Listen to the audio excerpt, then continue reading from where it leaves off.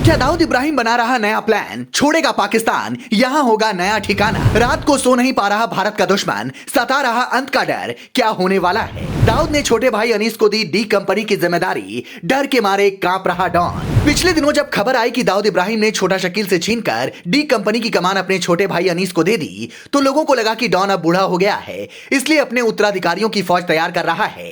लेकिन इसके पीछे की वजह कुछ और थी, जो अब धीरे धीरे साफ हो रही है।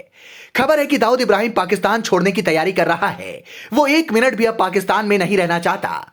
दाऊद को रात में नींद नहीं आती है और वो ढंग से खाना भी नहीं खा पा रहा है। इसके पीछे की वजह है कि पिछले कुछ दिनों में पाकिस्तान में आतंकियों के खिलाफ हुए ऑपरेशन, जिसमें दो अनजान लोग बाइक पर सवार होकर आते हैं और आतंकी को हुरों के पास पहुंचाकर चले जाते हैं। पाकिस्तान इन सभी वारदातों के पीछे भारत का हाथ बताता है, लेकिन आज तक कोई सबूत नहीं दे पाया है। अब दाऊद इब्राहिम को भी ये डर सता रहा है कि अगर वो पाकिस्तान में रहा तो उसके साथ भी किसी दिन ऐसा ही होगा और किसी को पता भी नहीं चलेगा।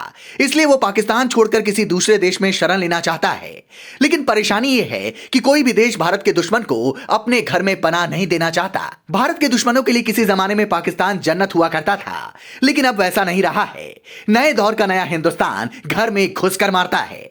इसी का खौफ दाऊद को पाकिस्तान छोड़ने पर मजबूर कर रहा है। आज जब लश्कर कमांडर अकरम गाजी की खबर आई तो दाऊद और भी ज्यादा बेचैन हो गया होगा, क्योंकि ये कोई पहला आतंकी नहीं है जिसे कथित जन्नत की सैर पर भेजा गया है। 20 फरवरी 2023 को जम्मू कश्मीर के कुपवाड़ा जिले के रहने वाले बशीर अहमद पीर उर्फ इम्तियाज आलम को पाकिस्तान में अज्ञात हमलावरों ने गोली मारकर हुरों के पास पहुंचा दिया था।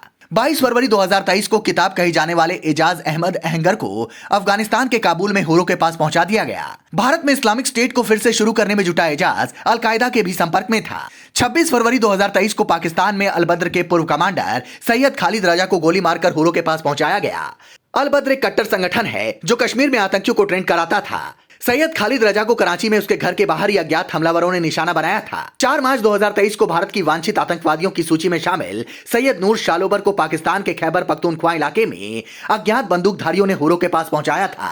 शालोबार पाकिस्तानी सेना और खुफिया एजेंसी आईएसआई के साथ मिलकर कश्मीर में आतंकवाद फैलाने का काम करता था और नए आतंकियों की फौज को ट्रेन करता था। इन सब वारदातों के बाद से दाऊद इब्राहिम घबरा गया है, क्योंकि उसे लगता है कि किसी दिन ऐसे ही उसका भी कोई काम तमाम कर जाएगा।